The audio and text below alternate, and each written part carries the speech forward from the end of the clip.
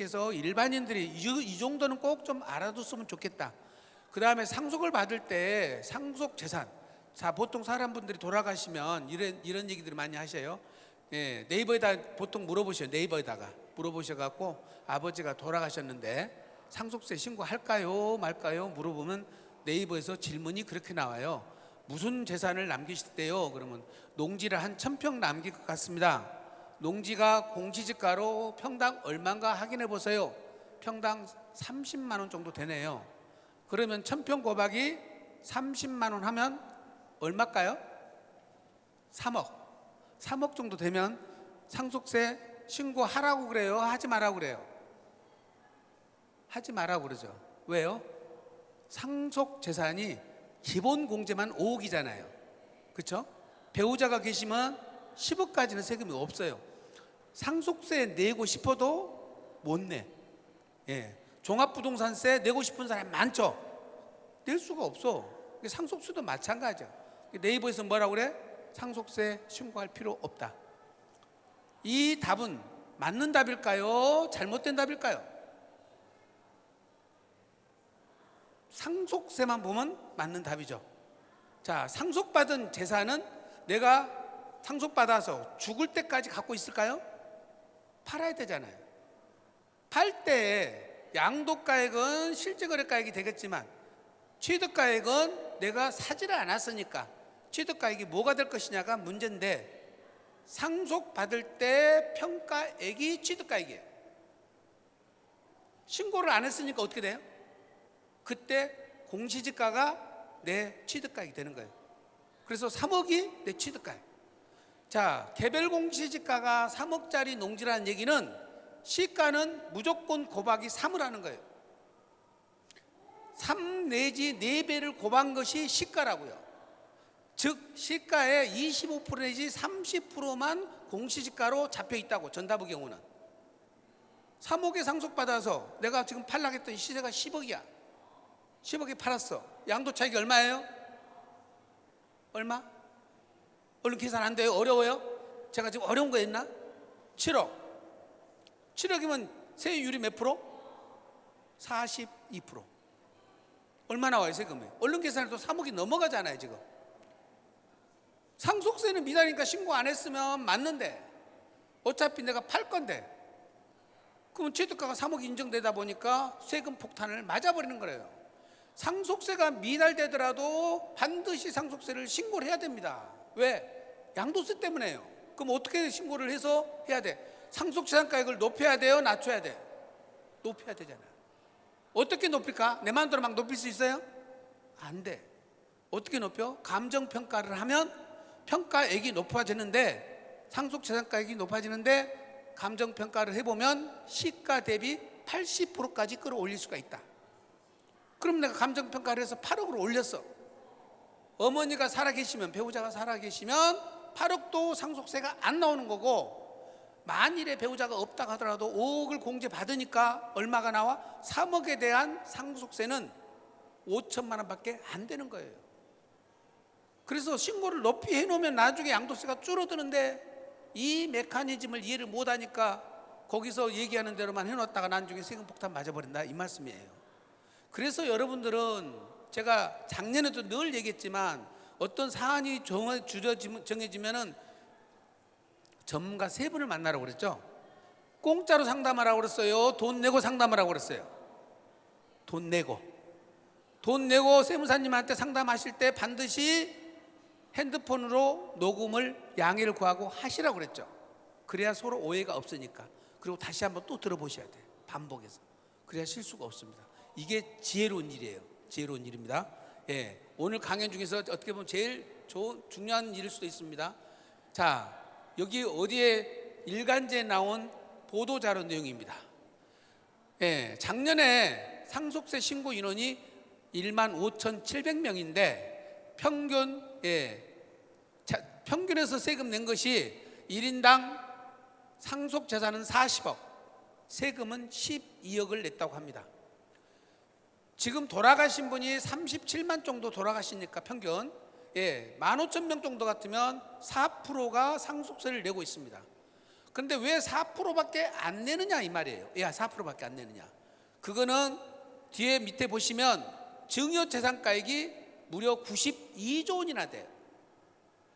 증여세가 한 건당 36억 원을 냈고 평가를 받아서 증여세만 14억 원을 냈는데 증여세 신고 인원이 27만 명이에요. 무슨 얘기예요? 상속세 인원의 버금가게 증여 신고 인원이 늘어나고 있다는 겁니다. 왜 증여가 이렇게 늘어나느냐?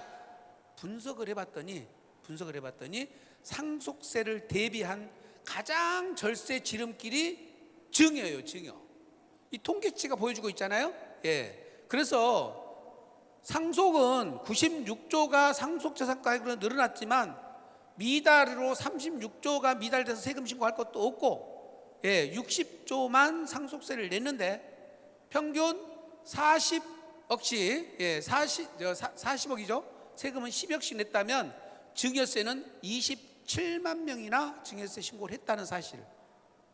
여러분이 내가 가만히 재산 갖고 있다가 돌아가셔서 상속세를 내고 그냥 내신 분들은 그냥 좀 이따 보시면 알겠지만, 예, 제가 그냥 그분들을 무사태평형이라고 그래요.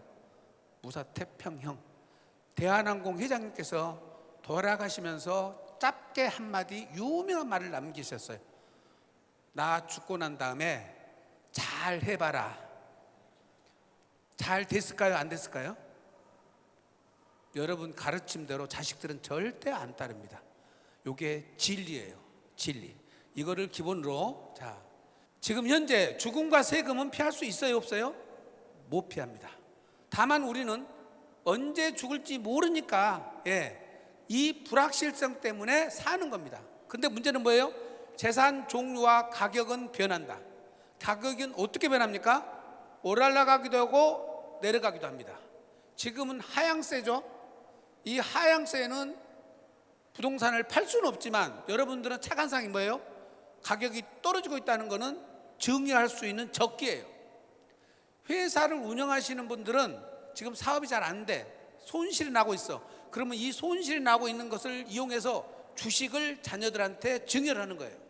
왜? 지금 오히려 돈을 버는 것보다 증여세가 낮아지는 것 때문에 돈을 덜 버는 거예요. 이분들은 지금 재산가액이 300억 500억 되시는 기업체 회장님들은 지금이 증여의 적기입니다. 그러니까 가격 하락기 때는 우리가 죽고 사는 일, 죽는 일은 내 마음대로 안 되잖아요. 그렇죠?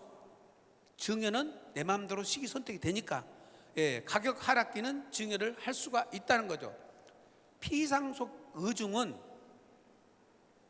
새끼들 하는 짓거리에 따라서 마음대로 변하죠. 어떤 때는 다 준다 했다가 아들 놈의 자식이 병원 가자고 했는데 집 아프다고 안 따라왔다고 장남 필요 없대, 안 준대. 또 저하고 분명히 그랬거든요. 장남 60% 준다고 약속했는데 다음날 전화 갔어. 세무사님, 아들내미 장남 나 60% 안 줄랍니다. 왜요? 나 병원 가는데 운전하고 오라 했더니 이 자식이 안 와버렸다는 거예요. 여러분 분명히 기억하세요. 젊으신 분들, 아버지 어머니 속상한 거 큰 것에 속 안 상해요. 조그마한 거 이런 거에 속상해. 밥 사주러 가는데 맛있는 거 좋은 거 사주셔야 되는데 국밥이나 사줬다, 여기서 화가 나시는 거예요. 아셨죠? 병원 가자 할 때 무조건 따라가셔야 돼. 이렇게 추운 날 패딩 하나씩 꼭 사주시라고. 얼마짜리 안 되잖아요. 그러면 엄마 아빠가 감동해 갖고, 예, 둘째한테 또 아파트 한 채 날아간다니까. 또 그런 건 내 자식이 하는 것보다는 내 자식하고 같이 사는 사람이 하는 것이 훨씬 빛나. 응? 아들들 하지 말고 며느리가 해. 아들이 며느리한테 돈 줘서. 이것이 살아가는 지혜로운 방법이에요. 연세가 80이 넘으신 분들은, 네, 자녀들이 그렇게 하는 것에, 조그마한 것에 감동하시고 기뻐하시고 즐거우셔. 그리고 돈을 벌어서 뭘 이렇게 좀 해주면 꼭 자식들 되시는 분들 꼭 기억하세요. 부모님이 뭐 좀 해주면 감동 좀 해. 감동. 우리 엄마 아빠 이런 거 정말 이래야 되는데 엄마 이런 거 왜 샀어? 예, 이런 거 왜 사줘? 귀찮게. 이런 소리 좀 제발 하지 마시고 감동 좀 해가지고. 감동. 예. 제가 나이는 그렇게 여러분들보다 젊어 보일지 몰라도 경험은 부모님들하고 수없이 만나보기 때문에 경험은 훨씬 많습니다. 가족 구성원은 바뀌고 또 기대가 달라진다. 아들내미가 장가 안 갈 때는, 딸내미 시집 안 갈 때는 마음이 쉬웠어요. 그런데 어떻게 돼요? 결혼시키고 배우자가 다 생겨갖고 뭔가 얘기했는데 우리 가족끼리, 피 섞이는 우리 가족끼리 얘기를 했는데 집에 갔다 오면 다음날 말이 달라져. 왜 달라져요? 마누라 만나고 신랑한테 만났더니 또 뭔가 바뀌어버렸잖아요. 아니 너 그 집구석은 왜 그래? 이렇게 나온다니까.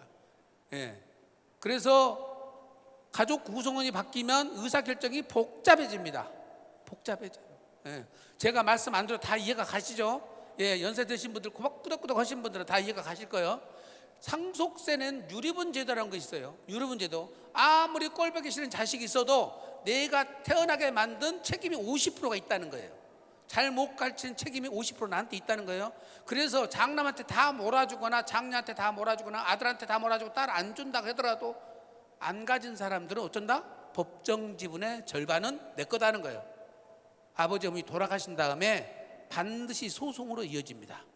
요즘 젊은 사람들은 다 똑같이 n분의 1이기 때문에 불공정을 못 참아요. 불공평을 못 참습니다. 어머니 아버지께서 말씀하시겠죠? 내 새끼들 그렇게 안 키웠다고 그랬죠? 안 키우셨죠? 잘 키우셨죠? 내 말 다 듣게 키우셨죠? 돌아가신 다음에 증명할 길이 없어. 근데 그놈들이 내 말을 듣는지 안 듣는지. 근데 분명히 얘기지만 안 듣고 싸웁니다. 제가 단언할 수 있어요. 단언할 수 있어요. 세법은 시도 때도 없이 바뀌어버려요. 그리고 점점 더 세금을 많이 내도록 강화되고 있다. 문제는 완화시키는 건 아니에요. 물론 상속세 개편을 한다고 그래요. 지금보다는 좀 더 공제도 늘리고 세율도 낮추고 이렇게 좀 과세 체계를 바꾼다고는 그런데 야당에서 부자 감세라고 해서 지금 동의를 안 해주는 바람에 상속세 개편이 쉽지는 않을 것 같습니다. 어쨌든 정치적 상황에 따라 달라지니까 이거는 조금 지켜보기로 하고요. 상속증여세 최고 절세 방안, 제가 첫 번째 말씀드린 거는 상속세는 세금의 문제가 아닙니다. 상속세는 세금의 문제가 아니에요. 다시 한번 말씀드리지만 상속은 세금 문제보다 더 급한 거는 가족의 화목이에요. 형제간의 우애예요. 이 세금 문제를 먼저 해결하지 마시고 화목을 안 깨지게, 우애가 안 어긋나게 물려주셔야 되는 거예요.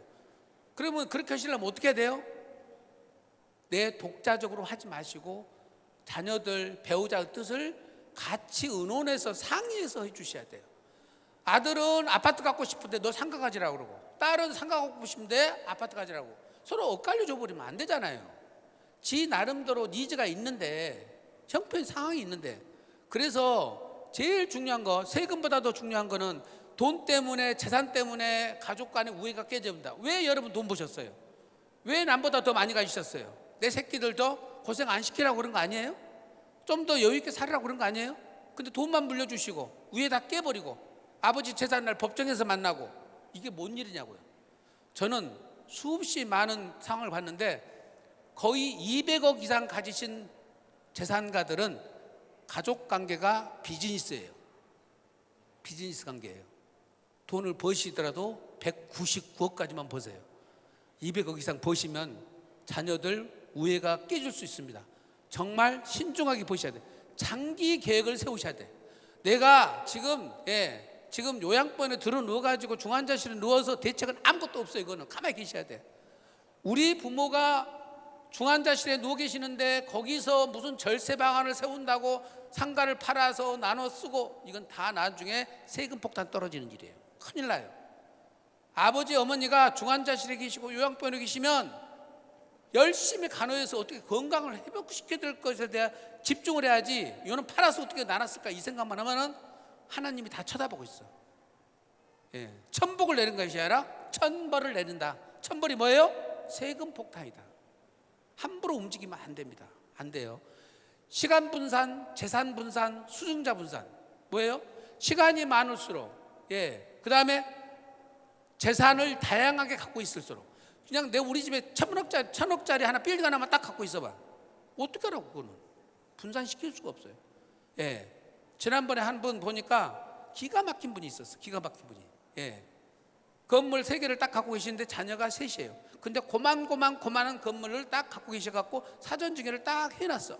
그리고 지금 갖고 있는 것이 다가구 다세대 주택을 3개를 또 사놓으셨어. 당신이 지었어. 지금 잘 아시다시피 강남에 있는 다세대 다가구 주택은 평수가 100평짜리다 그러면 이건 7, 80억 갑니다.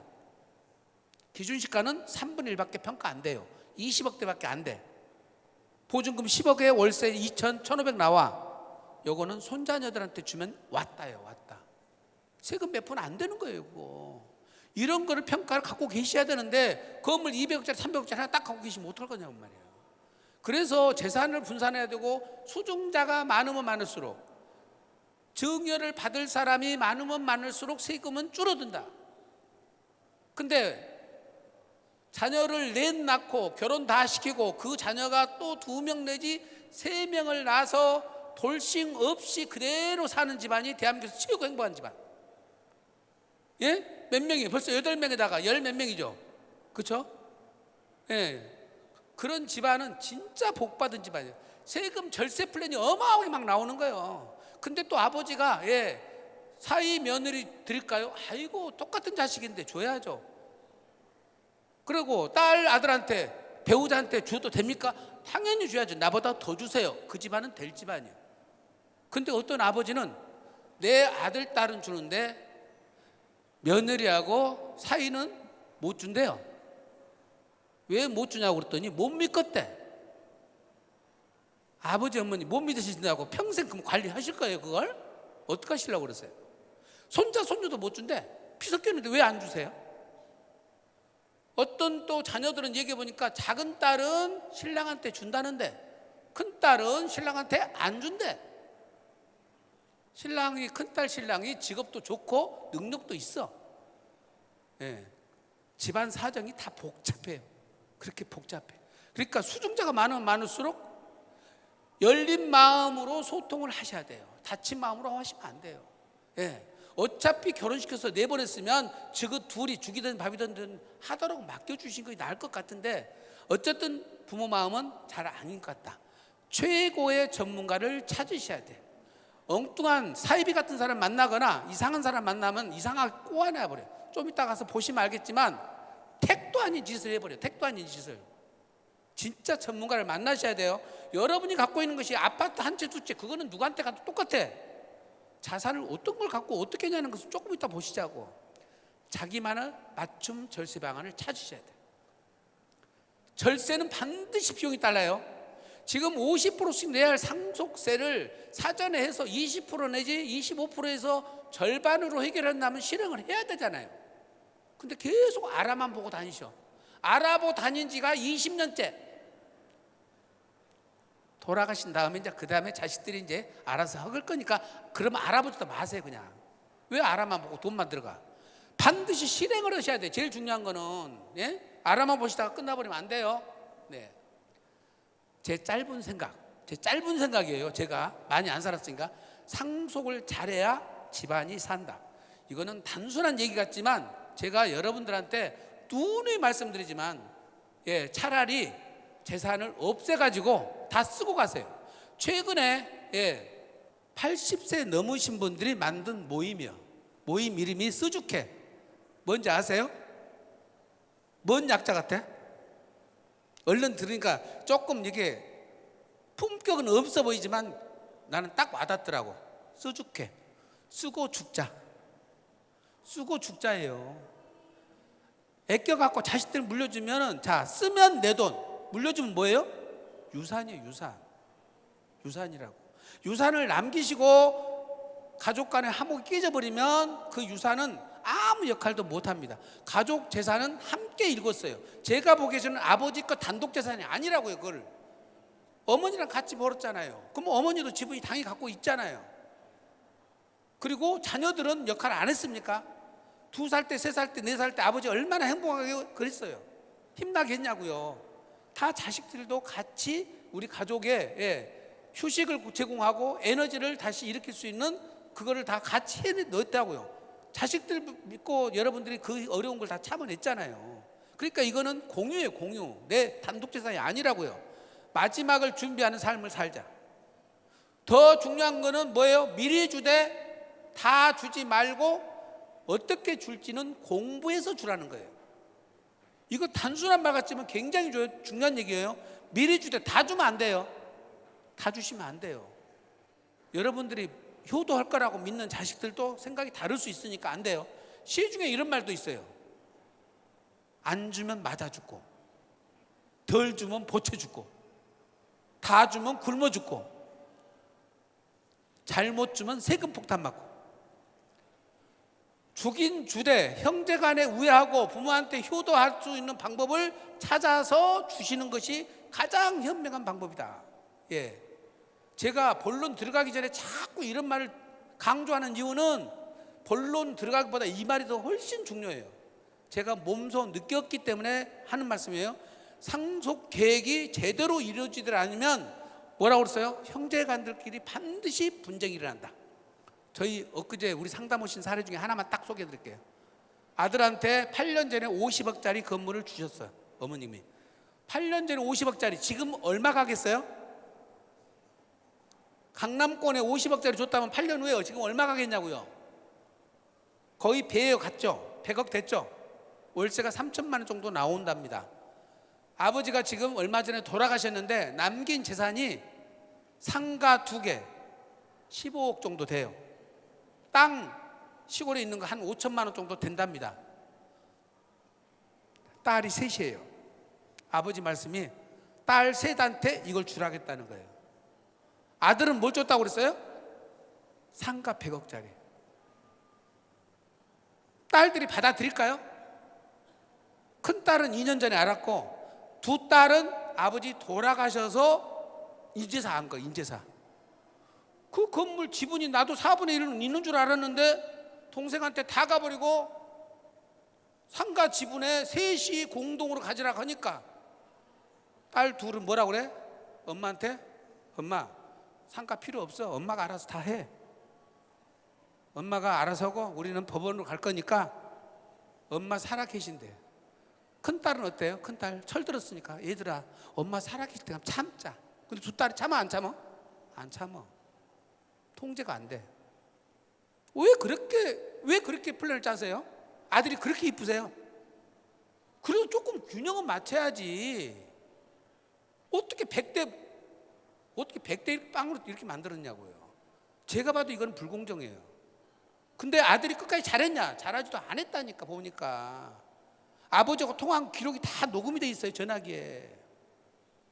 딸들이 그걸 들으면서 이제 열이 난 거죠.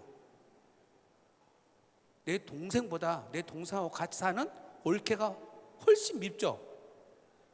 그 감정이 고립해버리면 남보다 못합니다. 남보다 못해요. 지금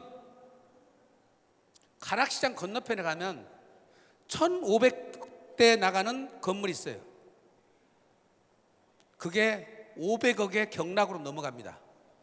왜 500억 경락으로 넘어간 줄 아세요?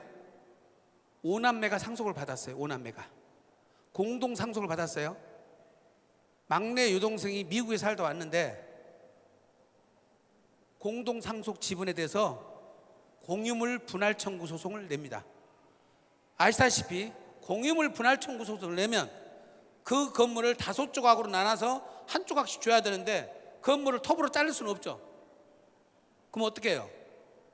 팔아서 줘야 되죠.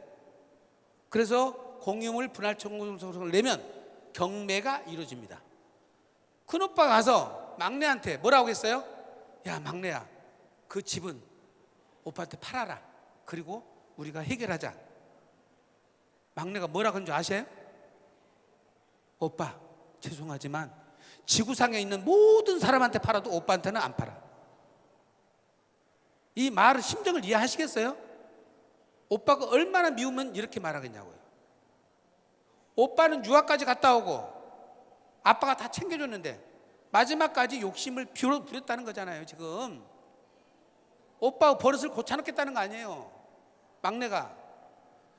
서울 시내 경매로 나온 물건들이 여러 개 있어요. 그 중에 강남에 나온 물건들 가보면 강남에서 왜 경매로 나와요? 그게 채무 변제를 못해서 경매로 나오겠습니까? 말도 안 되지. 상속으로 나온 경매 물건이 굉장히 많습니다. 현실이 그래요. 현실이. 네. 그래서 제가 드리는 요거를 기억을 하시고, 옛날에는 나 죽으면 그만이니까 상속 신경 안 쓴다고 그랬어요. 그리고 내가 재산을 200억이나 물려주는데 세금 100억 내더라도 나머지 100억 갖고 살아라. 아버지 생각이 이랬다고 옛날에. 이런 식이었어. 예? 상속세는 재벌이나 해당되고 내 자식들은 돈 욕심이 없어. 내 자식들 돈 욕심이 없어요? 엄마 앞에서 돈 욕심이 없는 척 했겠지. 예. 내 자식 돈 욕심 없다고 절대 생각하시면 안 돼요. 예. 상속세는 점점 완화돼서 앞으로 세금 없도록 만들어준다? 믿지 마세요. 믿지 마세요.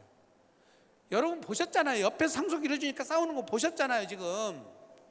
예. 그리고 상속세는 지금 너무 세상에 30억 넘어간다고 50% 때리는 나라가 어디 있겠습니까? 이거는 사실 말이 안 되는 겁니다. 이거는.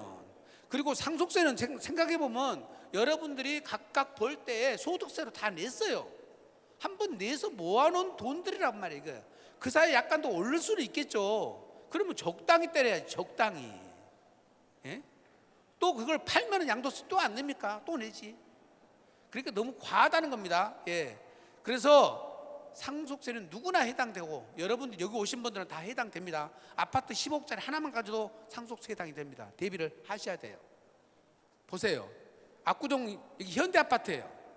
176제곱미터니까 50 몇 평짜리인가요? 60 몇 평짜리인가? 2000년도에 6억 가던 것이 2015년도에 21억 가던 것이 22년 55억 가는데 지금 아마 65억 정도 갈 겁니다. 재개발 때문에. 지금 몇 배가 올랐습니까? 예, 거의 10배가 올랐지 않습니까? 불과 20 몇 년 만에 10배가 올라가 버립니다. 자산 가치가 이렇게 높아져요. 더 한번 보실까요? 2000년도 50세 때 10억이던 자산이 15년도에 40억으로 늘어나고 30년 갔더니 80억으로 늘어났다. 여러분들이 한번 여러분 나이와 재산을 비교해 보세요. 재산 가치가 얼마나 증가하고 있는지를 여러분이 느끼실 거예요. 자, 재산 가치가 2배가 올라가면 세율은 또 붙으니까 4배가 올라갑니다. 재산 가치가 2배 올라간다고 세금이 2배 올라가는 거 아니에요. 4배가 올라간다고. 4배. 노후에 해야 할 4가지 뭐예요? 상속세 미리 계산해 본다. 내한테 맞는 절세 방법을 찾아보자. 그리고 미리미리 다 주셨으면 상관없지만 안 줬다면 어떻게 분배해가라고 합리적으로 자녀 의사를 들어서 지금 다 안 주실 바에는 유언장을 남기거나 대용 신탁을 하거나 뭔가 개를 쳐놓고 하시고, 그리고 상속세 납부 재원도 고민하셔야 돼요. 만약에 자식들이 나한테 잘못 오고 있다 그러면 여러분들이 원수 갖는 방법이 한 가지 있어. 내가 갖고 있는 재산을 모두 부동산으로 바꾸나 팔기 힘든 걸로. 그리고 어느 날 갑자기 말도 없이 돌아가셔버려. 지그렇게 싸우거나 말거나. 그래갖고 막 합의가 안 이루어지잖아요. 그게 이제 공매 경매로 다 넘어가는 거예요 그냥. 예, 그 재산이 그냥 다 없어지는 꼴을 지그들이 눈으로 한번 보라고 그러라니까. 말 안 들으면 이렇게 한번 해버리세요. 역시 공감을 하시는데 이제 농담이지만 이런 말도 한다니까요. 예, 그냥 아무 대책도 안 세우시고 돌아가십니다. 상속세를 대비하는 유형 3가지가 있어요. 죽을 때까지 아무런 대비도 안 하고 아까 한진해운 회장처럼 너희들끼리 잘 알아서 해봐라. 그렇게 대비를 해놓고 나가시면, 물론 제가 재산이 한 50억 미만 되시는 분들은 어느 정도로 협의가 되시더라고요. 예. 그리고 제일 중요한 거는 장녀가 욕심을 안 부려야 돼요.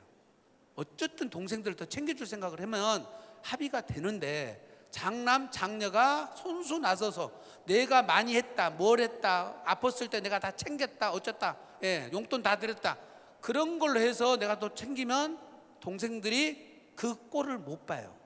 그 꼴을 못 봐요. 예. 그 꼴을 봐주는 집안이 많지가 않습니다. 많지가 않아요. 죽기 직전에 사전 증여를 하는데 바로 이제 중환자실 누워 계시는데 이제 이때 하는 거예요. 예. 이거는 허겁지겁 졸속형이요. 좋은 방법이 나올 리가 없어요. 지금 우선 급하니까 막 해놓는 거지. 그러면 엉망진창이 돼버려. 이거는 차라리 안 하는 것만 더 못해. 예, 제대로 계획 세워야 돼. 이거 보세요. 장기 계획을 세워서 보유 재산을 처분하거나 자산을 대체시키는 거죠. 그리고 분산 증여를 하고, 최소한도로 분산 증여를 3번 내지 4번 하신 것이 가장 좋아요. 그러니까 40대, 50대, 50대부터 또 늦어도 60대부터 준비하시라는 거예요. 지금 60대는 100세까지 사니까 10년 단위로 증여를 하시는데, 내 재산이 100억 있다 그러면 4분의 1씩 증여를 하는 거예요. 3번 증여하고 마지막 남은 재산은 내가 상속으로 가는 거예요. 가장 가볍게. 그게 가장 세금을 절세하는 길이고 가족 간의 분쟁이 제일 줄일 수 있는 방법 같아요. 요거 작년에 제가 설명을 했는데도 잘 이해를 못해서 다시 한번 설명드립니다. 작년에도 이거 똑같은 걸 내가 말씀드렸었어요. 이게 왜 걸렸냐면 보세요. 이 어머니가 젊은 나이에 혼자 되셨어. 그래서 상속을 받았는데 나머지 상가나 주택이나 이런 걸 다 팔아서 애들 다 교육시키는데 다 써버렸어요. 이해미가 하나 남았는데 이게 대박이 난 거예요. 국가에서 수용해 가면서 60억이 보상금이 나왔다고요. 보상금이 나와서 양도세 10억 내고 50억을 현금으로 수령을 했는데 엄마가 상가를 좀 살라고 했더니 건물 하나 살랐더니 어머니께서 말씀하기를 장남 목을 60%, 딸 목을 20%, 당신 목을 20% 이렇게 60%, 20%, 20%로 지분 등기를 해놓으신 거예요. 자, 여러분 참고로 알아두세요. 돌아가신 분의 10년껏 통장이 계좌 추적을 국세청에서 합니다. 좀 이따 보시면 자, 일반적으로 추정 상속 재산은 2년 이내 것만 갖고 하는데 지금 왜 10년 거를 다 이렇게 다 보느냐 하면은 그 사이에 가족 간의 증여가 이루어졌는지를 체크하기 위해서 계좌 추적을 다 하는 거예요.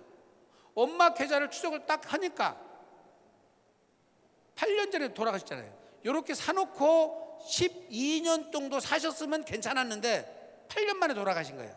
그러니까 어떻게 10년 거 계좌를 다 추적하게 돼. 보니까 돈이 나갔는데 상가를 샀는데 아들 지분으로 60%, 딸 지분으로 20%를 해놓은 게 발견된 거예요. 그러면 그때 증여세를 안 매기고 언제 매겨? 지금 매기는 거예요. 지금 발견된 시점에서 매기는 거예요. 그러니까 어떻게 돼요? 증여세는 10억인데 가산세가 10억이잖아요 지금. 예? 9년 만에 발견됐으면 가산세가 더 커져 버려. 그래가지고 아들이 20억, 딸이 4억 4천. 자, 증여를 했으면 반드시 10년 이상은 살아 계셔야 할 의무가 있어요. 부모님이 증여를 해줬으면 자식들은 분명히 어머니 아버지를 10년 이상 살게 해드려야 돼요. 그 안에 돌아가시면 다시 또 합산돼 버린다니까. 합산돼 버린다니까. 네?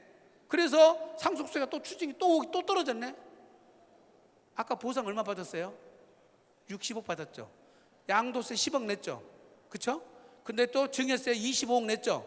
상속세 5억 냈죠. 얼마가 나가요? 40억이 세금으로 나가잖아요. 잘못하시면 이런 일이 벌어진다고요.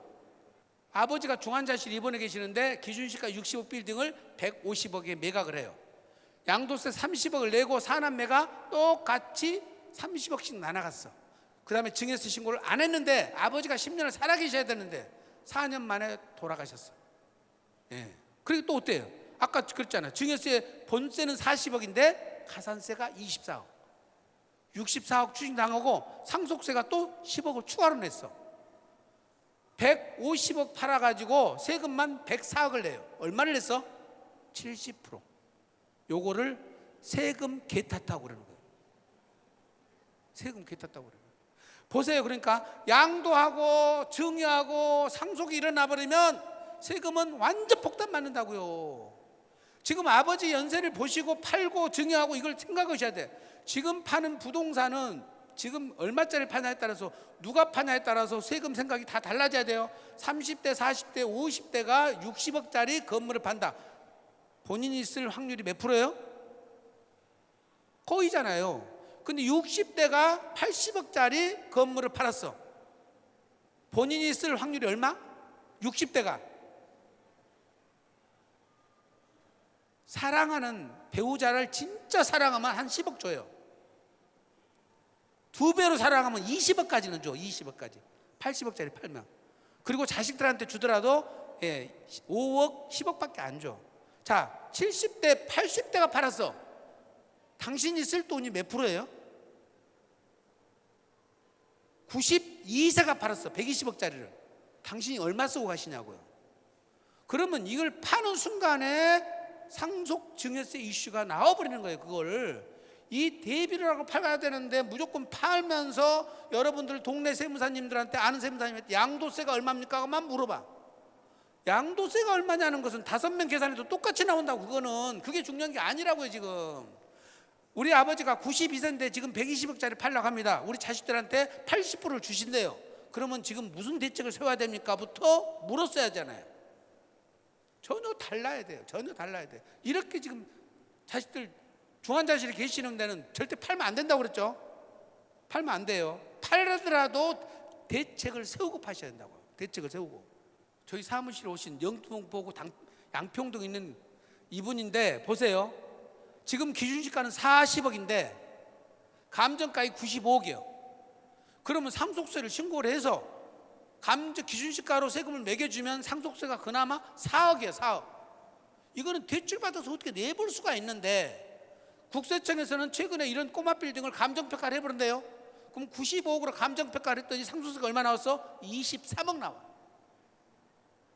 상속세 감당이 됩니까? 월세 얼마 나와요? 월세 지금 1,000만 원 나오잖아. 1,000만 원. 생활하기 바빠 죽겠는데 세금 23억을 어떻게 냅니까? 이 건물이 팔려요? 자, 팔렸다고 하면 또 상속세가 얼마나, 양도세가 얼마나? 9억이 또 나와. 자, 건물을 물려주시는 건 좋은데 이렇게 물려주시면 남은 자들이 어떻게 하라는 얘기냐? 어떻게? 그러면 3년 전, 4년 전, 5년 전에 만약에 사전에 줬다면 이건 4억 내지 5억이면 해결했다고요. 미리미리 좀 주시면 안 되냐고. 왜 갖고 계시다가 그렇게 딱 덜러덩 대책도 없이 돌아가시냐고. 예? 와서 세무사님 이거 해결 좀 해달라는. 제가 어떻게 해결해요? 제가 신랑이에요? 감정평가 안 받게 해달라는데 제가 무슨 빽이 있어서 감정평가 안 받게 해요? 차라리 그럼 팔면 어떻게 돼요? 팔았더니 110억에 팔면 양도세가 29억 나오는데 세금이 더 적죠. 제일 적죠. 지금 팔려요. 이 불경기에 팔리냐고. 대책 없이 돌아가시면 이렇게 재산 놔두고 산 자들이 이렇게 힘들게 만들어 버리신다니까. 이 현실을 인식을 하셔야 돼요. 현실을. 예.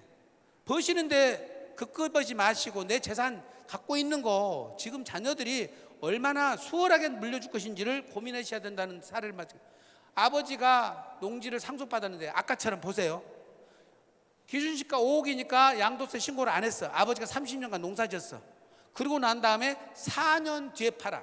이거를 장남이 단독 상속을 받았네.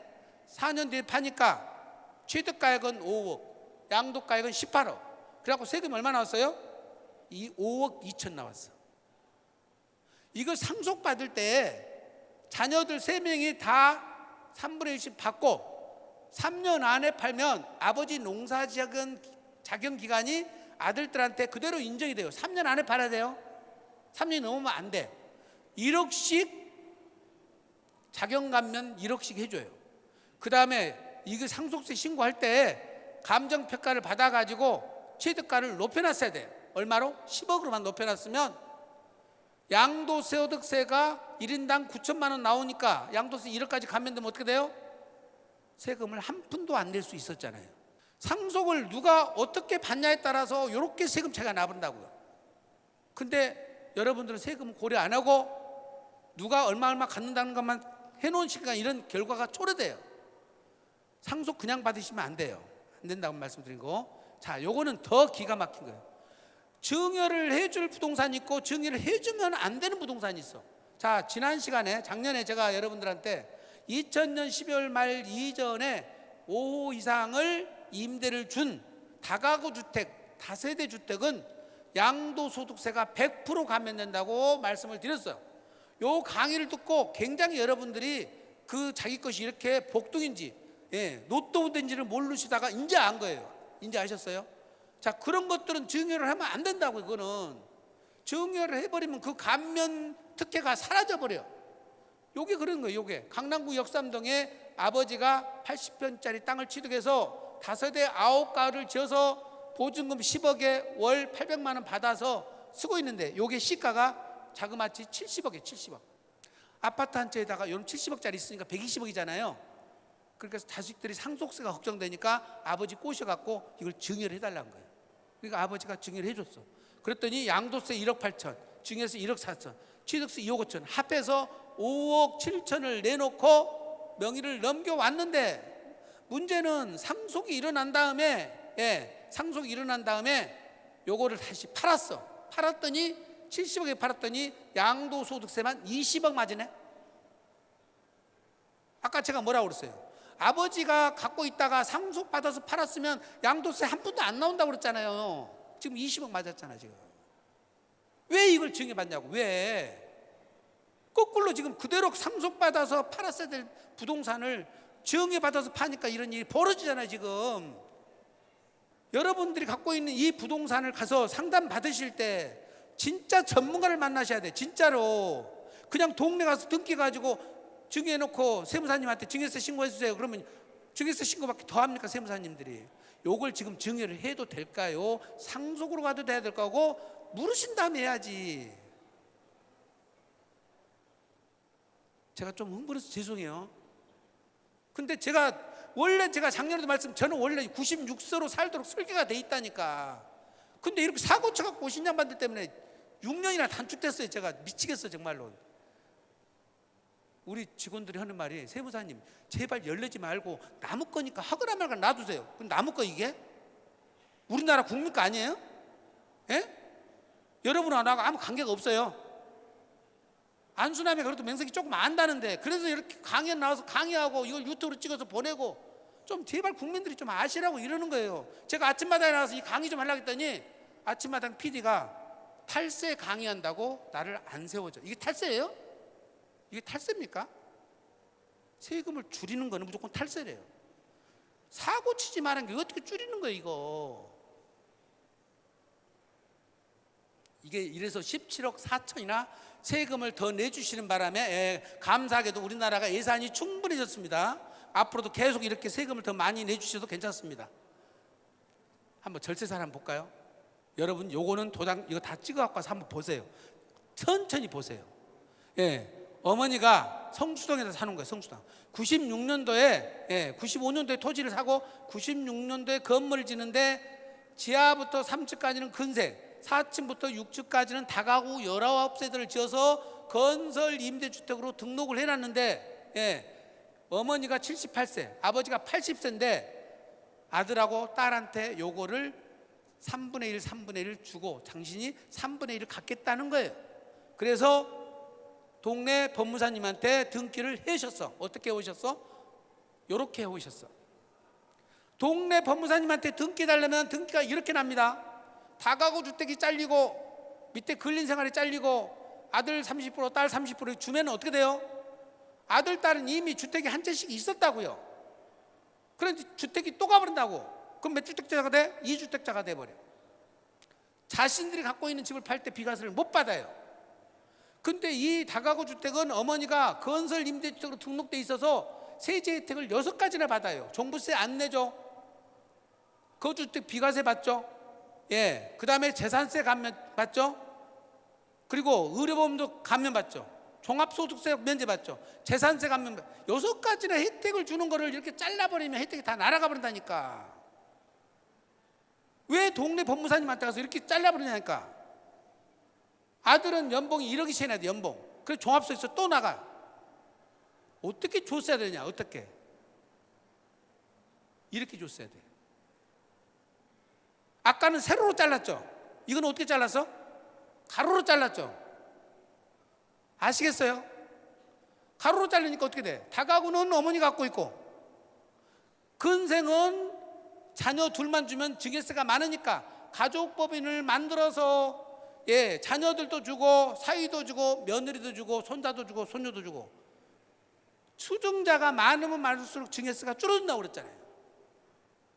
그리고 종합소득세도 줄어들고. 그러면 요거는 어떤 방법으로 이렇게 된단 말이오? 안수남이가 고안한 방법이에요. 안수남이가 고안한 방법이라고요. 다른 세무사님한테 가서 얘기하면 뭔 소리냐고 물어봐. 세무사가 이걸 할 줄 알겠어요? 제가 이거 고민하다가 전들 제가 알겠냐고 건축사님, 법무사님한테 물어보니까 그분들은 누워서 떡 먹기요. 세무사는 죽었다 깨어나도 못하는데 건축사, 법무사님도 누워서 떡 먹기라니까. 다른 전문가와 협업을 해야만 비법이 나오는 거예요. 세무사님한테 가서 여러분 사건을 가지고 만약에 이런 사항이 벌어지면 그 세무사님 보고 저한테 개인적으로 연락을 하라고 그러면 제가 개인적으로 알려드릴게요. 여기서 공개적으로 못 알려드리고. 아시겠죠? 예, 그 세무사님이 제 연락처는 다 알아요. 우리 세무사들끼리는 다 연락처 알아요. 예, 제 이름이 누군지 아시죠? 모르신 분이 계시네. 예, 어쨌든 간에 그렇게 해서 방법 찾으시고 보세요. 이것도 저희 사무실 오셨는데 이미 계약 체결됐어. 잔금을 다음 달에 받기로 돼 있대. 근데 아버지가 건강이 안 좋으셔요. 중환자실에 가 계셔. 그래서 제가 잔금을 못 받게 했어요. 스톱. 거기서 원하는 대로 다 해주고 20% 남겨놓고 아버지 돌아가신 다음에 잔금을 받아라. 잔금을 받아버리면 어떤 일이 벌어지냐? 양도소득세를 아버지가 내고 다시 상속이 이루어지니까 양도세 내고 상속세를 또 내야 돼. 근데 아버지가 잔금을 받아버리면 어떻게 돼? 우리가 상속받아서 파는 거예요. 상속받아서 6개월 이내에 팔면은 상속세만 내고 양도세는 안 내는 거예요. 그래서 지금 놓쳤더니 어떻게 돼? 양도세 내고 상속세 냈으면 24억 낼 돈이 상속세 15억만 내니까 세금 차이가 얼마나 납니까? 9억 원. 어차피 더 받아봐야 세금으로 다 나갈 돈이었잖아요. 그러니까 이렇게 전문가를 만나면 절세 플랜이 바로바로 나온다니까. 바로바로. 요것도 작년에 강의를 했는데 요게 지금 자꾸 질문이 오고 왜 이거 되냐고 잘 모르시는 분들이 자꾸 이의제기를 해. 아니 이게 2월 가세돼서 10년 안에 증여하고 10년 안에 팔면은 세금 절세 효과가 없다는데 왜 절세 효과가 생겼냐고 자꾸 물어봐. 자, 중요한 거는 상속인 아들 둘이 여동생 5명한테 7억씩 나눠줬죠. 아버지가 옛날에 이 밭대기가 논이 있었는데 아들 둘에 딸이 5이 있었는데 딸들은 안 주고 아들 둘만 준 거예요, 상속을. 근데 그 착한 아들들이 요걸 올라가지고 100억이나 되니까 우리 양도세 30억 내고 70억 남으면 아들 목 35, 딸 목 35 이렇게 나누자고 아들 둘이 합의를 본 거예요. 그래서 딸들은 예상에도 없던 돈 7억이 생긴 거죠. 그럼 어떻게 돼? 양도세 물고 증여세를 또 물어야 되죠. 그리고 양도세 30억 물고 증여세를 또 12억이나 무니까 얼마나 나와? 42억 정도 세금을 물었어야 되는데, 예, 양도 증여했더니 37억이 나왔네. 그렇죠?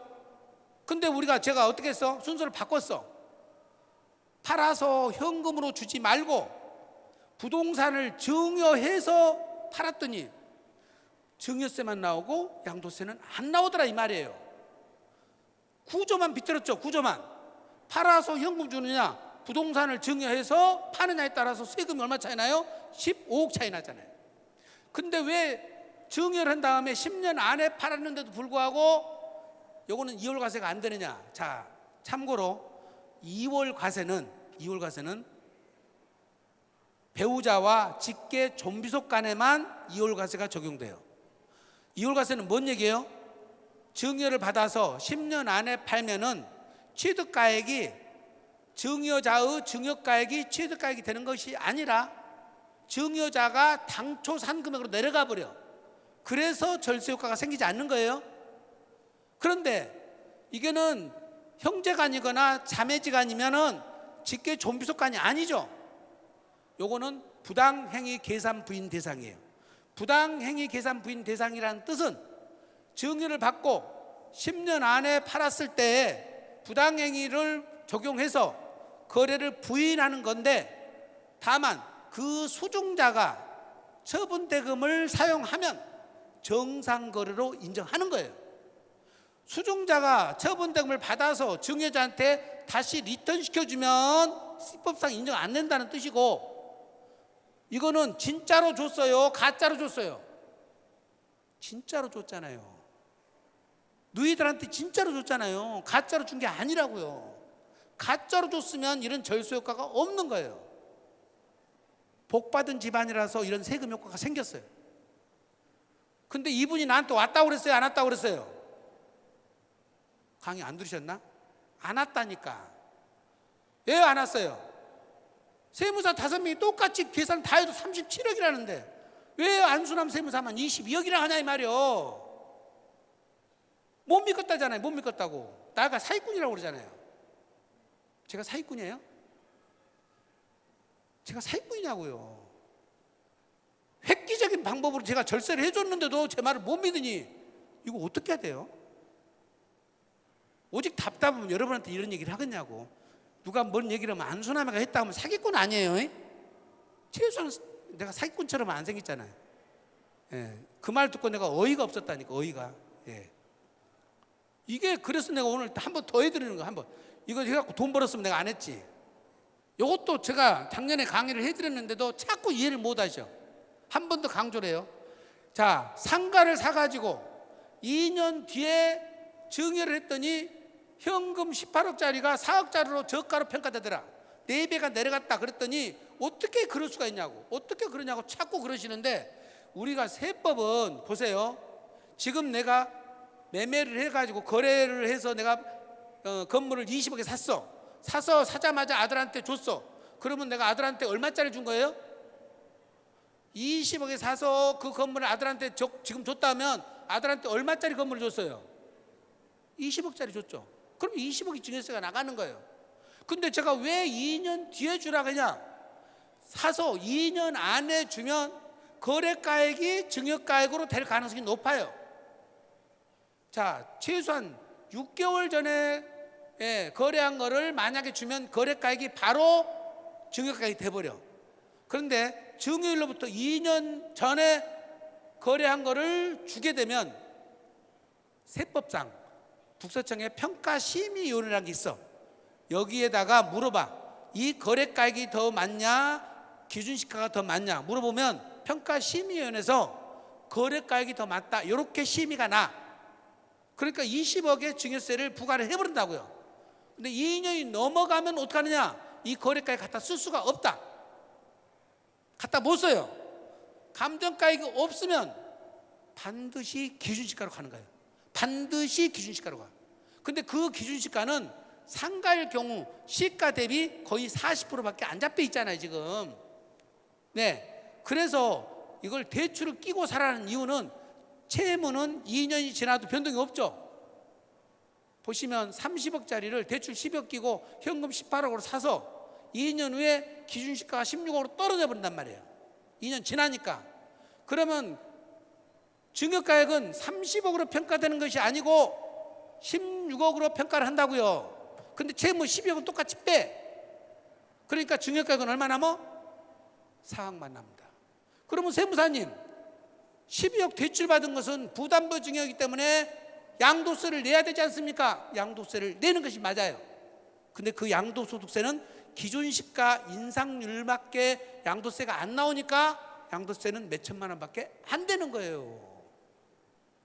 왜 이렇게 떨어지냐고 자꾸 이해를 못 하시는데 요거 당연히 떨어집니다. 떨어집니다. 상속세 계산 구조를 보시면 복잡할 것 같은데 아주 간단합니다. 상속세는 딱 돌아가실 때 돌아가신 분이 남긴 재산이 상속세 과세 대상 재산이에요.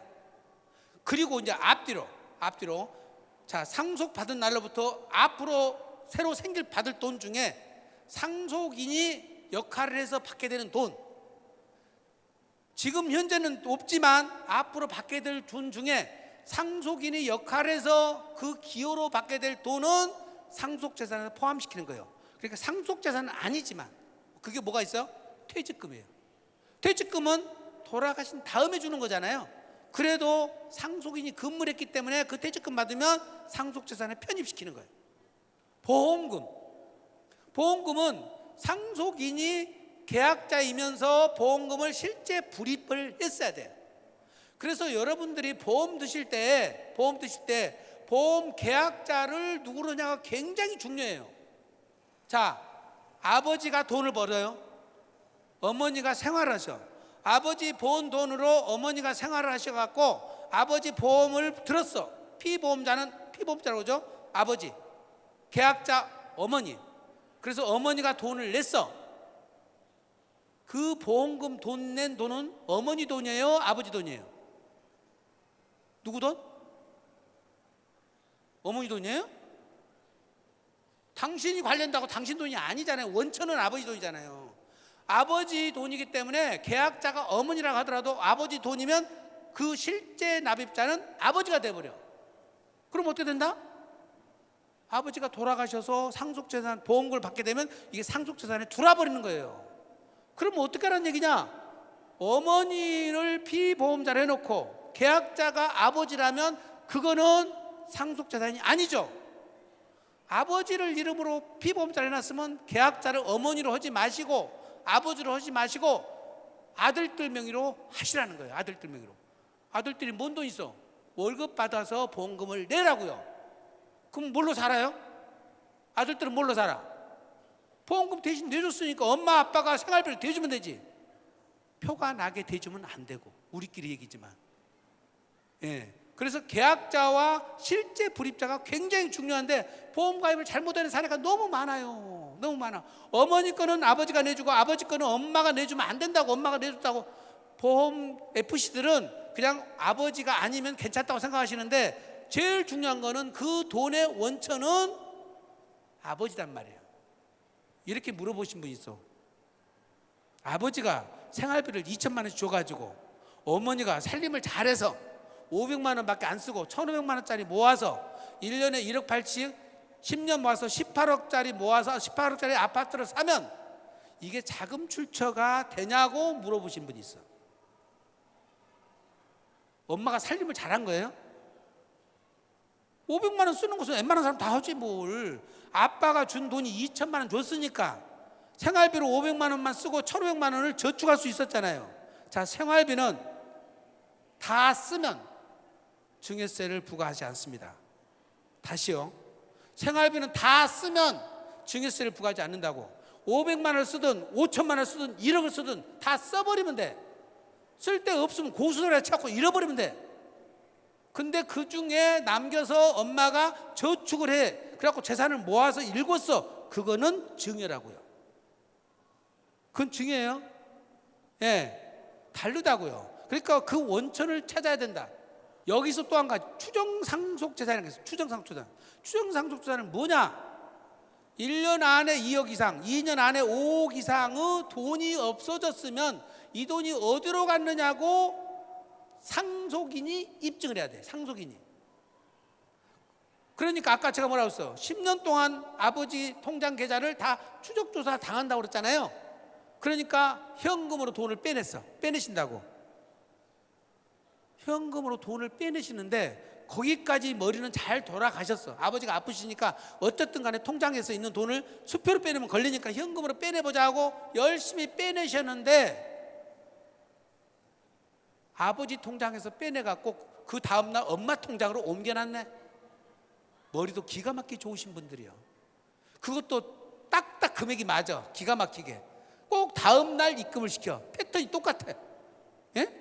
800만 원 뽑아갖고 800만 원 엄마 통장을 갖고, 예, 1200만 원 뽑아서 1200만 원 넣고 또 1000만 원 넣으면 안 된다니까 900만 원씩만 뽑았죠. 그렇죠?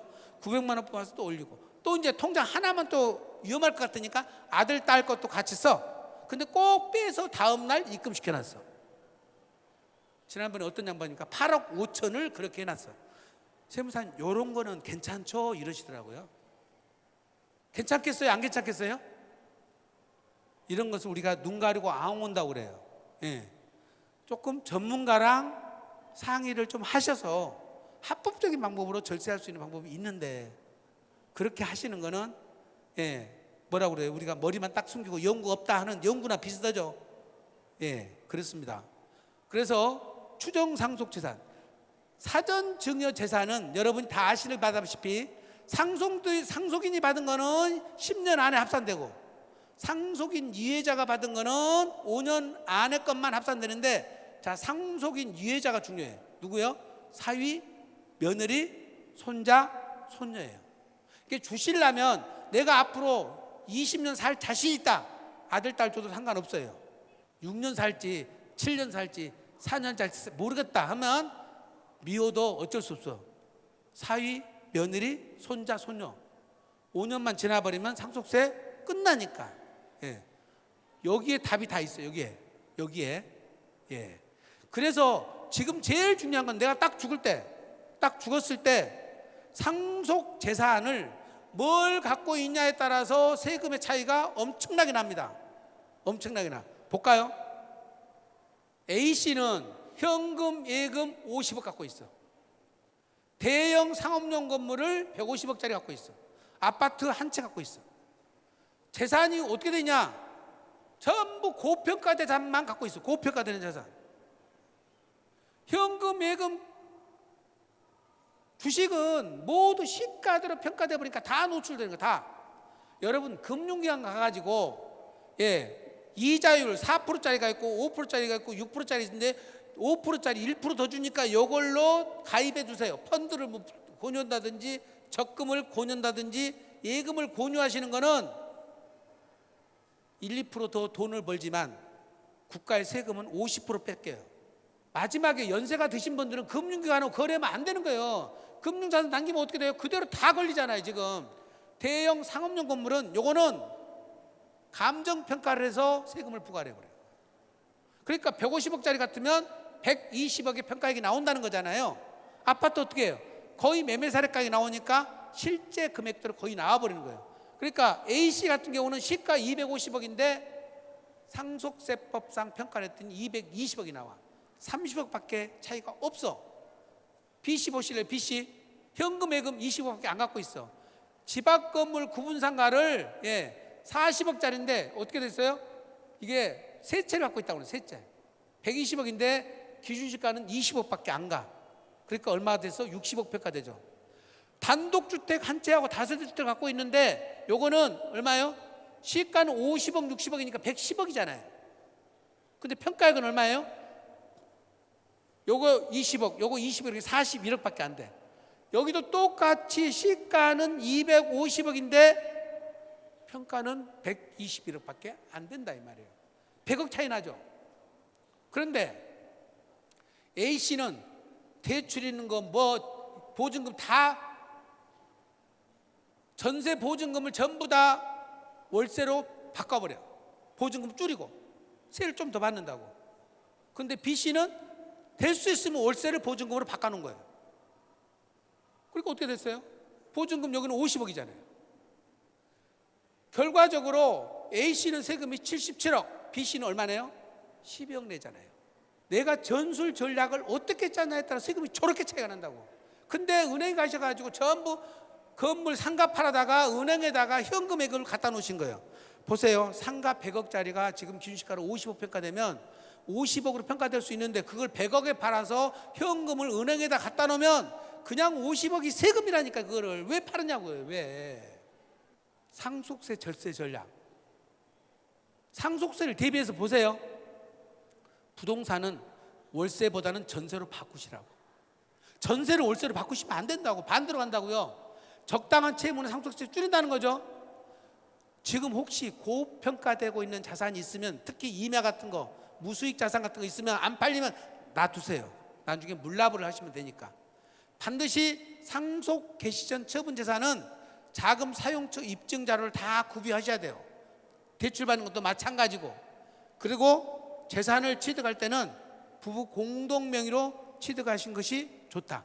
상속세는 미달되더라도 반드시 신고하라겠죠. 이런 것들을 참고하시고, 조금 요거 좀 상속세 관련해서 여러분들한테 좀 설명을 드려볼게요. 지금 국세청은 상속세와 증여세를 매길 때 평가가 제일 중요한데 다른 걸 다 놔두고 상속이나 증여할 날을 평가 기준이라고 그럽니다. 돌아가신 날 평가 기준을 따져가지고 전 6개월, 후 3개월, 이건 정확히는 3개월은 아니에요. 3개월 되는 날 말일, 즉 신고 기한까지 매매 사례가액, 감정가액이 있으면 그 금액이 바로 평가 금액이 돼요. 다시 한번요. 상속 개시 전 6개월, 상속 개시 후 신고 기한 사이에 매매가액, 감정가액, 수용 경매가액, 매매 사례가액, 유사 부동산 매매 사례가액이 존재하면 그 금액이 상속 개시 당시 평가가 된다. 자, 그게 평가 기간이라고 그러고요. 그걸 벗어난 것이 두 군데 있어요. 예외 1이 있고 예외 2가 있죠. 예외 1은 놔두고 예외 2, 상속 신고 기한이 끝난 다음에 세무서나 청에서 세무조사가 들어오는데, 예를 들어서 꼬마 빌딩 100억짜리 빌딩을 시가 100억짜리인데 기준시가 50억으로 상속세를 신고를 하면 세무서나 지방국세청에서 조사할 때 이걸 감정평가를 할 가능성이 높습니다. 자, 반드시 하는 건 아니에요. 반드시 하는 건 아니고, 국세청의 기준은 기준시가와 시가가 10억 차이가 나거나 10억 차이 앤드 10% 이상 차이 나면 원래 감정평가를 한다고 그래요. 규정은 그렇게 돼 있어요. 문제는 기준시가 50억으로 내가 상속세를 신고를 했어. 그랬더니 국세청에서 세무서에서 조사하면서 감정평가를 해가지고 100억으로 올렸어. 그러면 당연히 50억에 대해서 추징이 떨어지겠죠. 그러면 내가 지금 상속세 신고할 때 내가 그러면 먼저 감정평가를 해서 신고하는 것이 좋냐, 그냥 기준시가로 신고했다가 세무서에서 감정평가를 했을 때 추징당하는 것이 더 좋냐, 이것이 세무사님마다 다 견해가 달라요. 근데 어떤 세무사님들 생각은 우리가 감정평가를 의뢰하면 감정평가사님도 사람이니까 약 10% 정도는 더 낮출 수가 있대. 100억 같으면 90억 정도 평가를 낮출 수가 있다는 거예요. 국세청에서 하면 10%가 더 올라간다는 거죠. 그러니 납세자가 하는 게 맞다, 이러신 분이 계시고, 저희 생각은 그렇지 않습니다. 안 하는 것이 맞다. 왜? 기준시가로 신고를 했다가 세무서에서 만약에 감정평가를 해서 세금을 추징을 하게 될 때, 그러면 금액을 낮게 신고했다고 그래서 신고불성시 가산세, 납부불성시 가산세가 있냐? 없어요. 가산세가 없어요. 우리가 먼저 감정평가를 해갖고 들어가 버리면 내가 감정평가를 했기 때문에 내가 소송을 제기할 수가 없어요. 끝. 근데 내가 기준시가로 신고를 했는데 국세청에서 감정평가를 해서 부과를 했어. 소송을 할 권한이 나한테 있어요. 자, 현재 이와 같이 지금 과세를 해가지고 법원에 가서 소송 제기 중에 있는데 국세청이 패소한 사건이 훨씬 더 많아요. 납세자 승소 사건이 훨씬 많다고요. 저희들 같은 전문가들 입장에서 보면 국세청의 이 감정평가 방식으로 사후에 세금을 부과하는 것은, 첫째, 우리 세법은 제일 중요한 것이 법적 안정성이에요. 내가 지금 세무금을 신고했을 때 내 세금이 얼마냐, 그것을 확정시켜줘야 되고, 두 번째, 예측 가능성이 있어야 돼. 근데 국세청은 어떤 거는 감정을 하고 어떤 거는 안 하냐 이 말이에요. 그리고 예산이 떨어지면 또 못해요. 이게 형평성이 안 맞아요. 상가는 하고 건물은 하는데 나대지는 또 안 한대. 나대지도 하는데 주거용 건물은 하는데, 주거용 건물 안 해요. 그러면 주거용 건물 가진 사람만 유리해지잖아요. 아까 다세대 다가구만, 단독만. 왜 형평성을 안 맞게 하냐는 거죠. 그 다음에 이것은 엄밀한 의미에서 소극감정이라는 거죠. 그런 논리 때문에 국세청이 법 논리상 지금 더 불리해지고 있어요. 지금 2심 항소심에서 고법에서 지금 계류 중에 있는데 최종 대법까지는 가봐야 되겠지만, 어쨌든 우리는 지금 소송을 해서 3년 후, 4년 후, 5년 후 내가 만약에 승소를 해버리면 낸 돈 다 환급 받고 환급 이자까지 받아요. 자, 무조건 양도소득세가 상속세보다 유리합니다. 즉 상속세를 우선 적게 내놓고 보는 것이 맞다는 거죠. 제 논리는 그렇습니다. 여러분들이 증여를 하는 과정에, 상속이 일어나는 과정에 감정평가를 세무사님이 하자고 그러면 지금 제 논리와 감정평가를 조금 낮게 한다는 그 논리가 비교했을 때 어느 게 유리한지를 한번 따져보시라는 거예요. 자, 그러면 국세청에서 두 군데 감정평가가 들어가요. 우리가 두 군데를 더 붙일 수 있어요. 우리가 선정한 거. 그럼 네 군데 것을 붙여서 네 군데 산술 평균을 하는 거예요. 그러니까 희석시켜 버릴 수가 있잖아요. 그렇죠? 돈은 몇백만 원, 몇천만 원 들어가겠지만, 요게 여러분들이 쟁점사항으로 일반 세무사님들이 갖고 있는 생각과 저하고 약간 차이가 있어서 지금 말씀을 드리는 겁니다. 마지막으로 상속세의 가장 절세 방법은 사전증여에 있습니다. 사전증여. 이 사전증여를 제가 육하원칙에 대해서 육하원칙으로 설명을 한번 해볼게요. 자, 상속세의 가장 절세 전략은 증여세다. 증여세는 육하원칙으로 설명을 하면 누가 언제 누구에게 무엇을 줄 것인가, 그리고 어떻게 줄 것인가, 마지막에 왜 줄 것인가를 간단하게 정리를 해보면 여러분들이 여기서 어떤 통찰력을 얻으셔야 돼요. 누가 준다고요? 증여자죠. 증여자는 누구예요? 부모님이겠죠. 자, 근데 부모님은 동일인이 주면 수중자와 증여자가 동일일 때만 합산시켜요. 증여자와 수중자가 동일할 때만 10년 동안 합산시킨다고요. 증여자와 수중자가 달라져 버리거나 증여자가 달라지거나 이러면 합산이 안 된다고요. 증여자를 여러 가지 각도에서 하면은 세금은 줄어드는데, 다만 엄마 아버지는 부부 일심동체라 한 몸이요.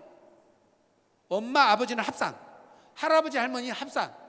대신 며느리 입장에서 시아버지 시어머니는 직계 존속이 아니죠. 따로따로예요. 사위 입장에서는 장인 장모 따로따로죠. 그러니까 며느리는 장인 장모님이 주면 안 되고 시어머니 시아버지가 주고, 사위는 어떻게 돼? 장인 장모가 주고, 양쪽에서 주는 것이 좋은 거예요. 만약에 부부간에 이혼해 버렸잖아요, 아버지하고 어머니하고. 그러면 이것도 부모가 아니기 때문에 따로따로 줄 수가 있어요. 어떤 분은 이혼을 해갖고 주는 분도 있어.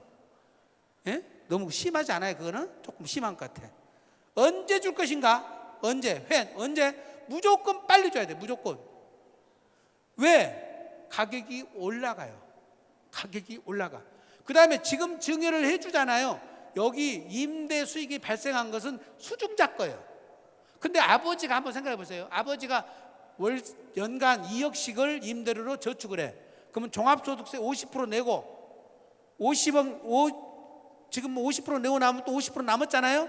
그럼 상속세가 또 50% 또 내. 75%가 날아가 버려요. 그렇죠? 그러니까 아버지가 임대 수익을 계속 올릴 필요가 없는 거라고요. 누구한테 가라고? 자식들한테 가게 만들면 자녀가 소득을 갖고 상속재산을 줄이잖아요. 제가 아는 거래처 사장님 중에, 회장님 중에 한 분이 월세만 6억씩 나오신 분이 있어요. 월세만 6억씩 나오시는데 이 돈을 통장에다 꼬박꼬박 모으셔. 꼬박꼬박 모으시는데 잡수시는 건 뭘 잡수시는지 아세요? 칼국수, 국밥 이런 거 잡수셔. 통장에 모아놓은 돈 누구 돈이에요? 종합소득세 50% 내고 50% 남으면 그 상속세 50% 또 내잖아요. 아버지가 모를까? 알죠? 아들들이 괘씸하니까 통장에다 꼬박꼬박 넣고 있어. 주지도 않고 쓰지도 않고. 자식들은 차라리 아버지가 그런 돈이 없었으면 좋겠대. 이렇게는 안 하셔야 되겠죠. 만약에 증여를 했는데 10년 안에 돌아가셔서 이것이 상속재산에 합산된다 하더라도 상속 개시 당시로 평가했던 게 아니라 증여 당시로 평가가 돼요. 그러니까 지금 증여 시점에서는 5억, 상속 개시 당시는 10억. 그러면 10억으로 상속세를 내는 것이 아니라 5억으로 낸다는 거예요. 5억으로. 그러니까 무조건 미리미리 주시는 게 좋다니까. 아까 내가 몇 번 주라고 그랬어요? 3번 정도 주는 것이 가장 좋다고 그랬죠. 그렇죠? 빨리빨리 주셔야 돼. 빨리빨리. 누구에게 줄 것이냐? 누구에게? 자, 주는 것은 우리가 뻔해. 배우자, 아들, 딸, 손자, 손녀, 사위, 며느리. 일장일단이 있다. 일장일단이. 아들, 딸이 어떻게 보면은 가장 불리해요. 가장 불리해. 아들, 딸은 상속인이라서 주면은 의무적으로 부모님이 10년 이상 사셔야 되고 10년 안에 돌아가시면 합산. 그죠? 10년 증여받고 10년 안에 팔면 또 이혼 가셔야 되죠. 그러니까 어떻게 보면 아들, 딸은 공제액은 5천만 원씩이지만 가장 불리하다. 오히려 배우자는 6억까지 공제받을 수 있죠. 그렇죠? 증여세 없이 이월 가세는 되지만, 그러니까 아버지가 재산이 많고 엄마가 재산이 없으면 죽을 때 순서를 잘 지켜야 돼요. 많으신 분이 먼저 죽어줘야 돼. 왜? 배우자 공대 때문에. 예? 먼저 죽어주셔야 되는데 어떤 양반은 또 그러대. 아니 만화님 돌아가시면 다시 재혼을 한다네.